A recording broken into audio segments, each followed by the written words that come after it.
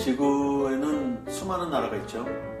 아마 이 지구가 가지고 있는 모든 파워를 숫자로 해서 아마 100이라고 했을 때 경제력, 자원 또는 인구, 여러 가지 군사 엄청나게 많은 힘을 100이라고 했을 때 미국이 차지하는 정도가 어느 정도라고 생각하세요? 전문가들에 의하면 약 한 24에서 25, 즉 전 세계의 약 4분의 1이 미국이 가지고 있는 힘이라고 하니까 아마도 미국을 강대국이 아닌 초강대국이라고 말하는 그런 이유는 충분한 것 같습니다.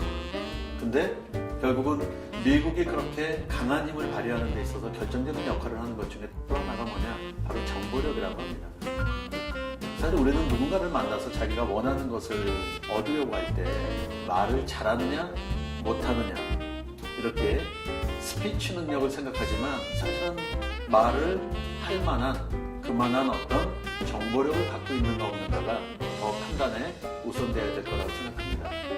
그래서 실제 우리들이 얼마나 많은 정보력을 가지고 사람들과 상대하고 있는가를 생각해보면 저희 좀 어린 날을 한번 생각해보면 옛날에 제가 말하는 옛날이라는 건 70년대입니다.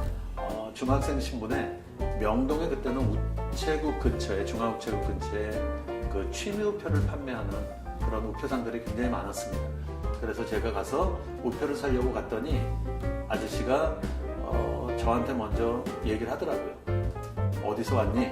예, 잠실에서 왔습니다. 너 얼마나 갖고 있어? 돈은?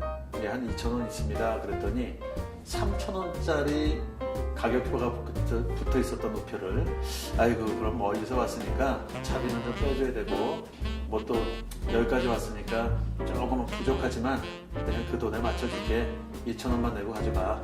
그래도 저는 오면서 엄청나게 참 좋은 아저씨를 만났구나 라고 생각을 했는데 뭐 그 후로 곰곰이 생각을 해보니까 그분이 저에 대해서 얘기했던 거는 사실은 그분의 무심코 던졌던 질문 어디서 왔고 또 얼마를 갖고 있었고 사실 그거를 다 알고 있는 상황에서 제 마음에 뭔가 이렇게 쏙 들거나 아니면 저를 갖다 위하는 듯이 말하는 것은 좀 너무나 쉬웠던 게 아닌가 싶기도 해요.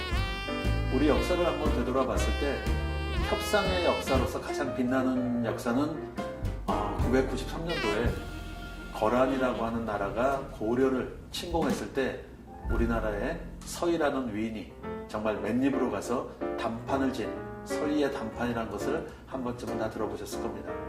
그런데 단판은 뭔가 시시비비를 가리는 거기 때문에 사실은 이기고 지는 거, 즉 싸움과 같은 형태가 단판입니다.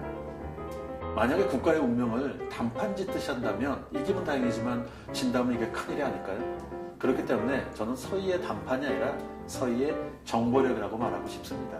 실제 그 당시에 중국은 송나라와 거란, 즉 요나라로 나눠져 있는데 이 거란이 송나라를 갖다가 치기 위해서는 바로 송나라하고 친한 우리 고려를 미리 좀 겁을 줄 필요가 있었다고 합니다. 그래서 지도에서 보듯이 뭔가 이 거란 입장에서는 고려를 갖다가 겁을 줘서 가만히 있게 하는 것이 필요하다 보니까 먼저 우리 고려를 갖다가 침공했는데 그 사실을 알고 있었던 서희가 직접 만나서 당시 거란의 장군은 소송령이죠. 그래서 그렇게 제안을 했다고 합니다. 니네들이 송나라와 싸울 때 우린 절대 이 전쟁에 개입을 안 할 테니 그러니까 안심하고 군대를 철수시켜라. 그러자 소송령은 본인들이 원하는 걸 얻었으니까 돌아가려고 했고 그때 서희 장군께서 한마디 더 추가했던 말은 야 그냥 니네들이 가면 조정에 송나라하고 친한 신하들이 나를 가만 놔두겠냐. 나 나한테 명분을 줘야 되지 않겠니? 그래서 너네들이 별로 그렇게 쓰지도 않는 유용하지도 않은 땅이니 우리에게 그 강동육주라는 땅을 되돌려 다오 해갖고 정말 맨입으로 강동육주를 다시 돌려받는 그런 쾌거를 얻은 게 바로 우리가 흔히 알고 있는 서희의 단판의 역사입니다. 만약에 거란의 그런 속셈을 우리가 몰랐다면 그게 과연 가능했을까요? 그렇기 때문에 협상을 잘한다는 것은 상대에게 뭔가 유용한 어떤 정보가 있다는 것들을 알아채는 것일 겁니다. 그리고 그 정보를 알아채기 위해서는 질문을 잘하는 게 무엇보다 중요하겠죠. 그래서 질문을 신문하듯이 또는 의심하듯이 하시면 안 되고요. 마치 사랑에 어떤 청혼을 할 때처럼 프로포즈를 하듯이 하는 것이 필요할 것 같습니다. 그래서 만약에 오늘 날씨가 춥죠라고 묻는다면 여러분이 얻을 답은 yes 아니면 no일 겁니다. 하지만 오늘 날씨가 어떨까요? 오늘 날씨가 어떤 것 같으세요? 혹시 사시는 곳에 비해서 여기는 어떤가요? 이렇게 조금은 상대로부터 의미 있는 답을 얻어낼 수 있다면 아마도 여러분이 협상에서 사용할 수 있는 다양한 정보력이 확보되지 않을까. 그래서 오죽하면 요즘은 리더한테도 얘기합니다. 후배들한테 지시하지 말고 질문해라. 여러분, 협상의 핵심은 질문에 있습니다. 그래서 협상의 고수는 자기가 말을 많이 하지 않고 상대로 하여금 말을 많이 하게 합니다.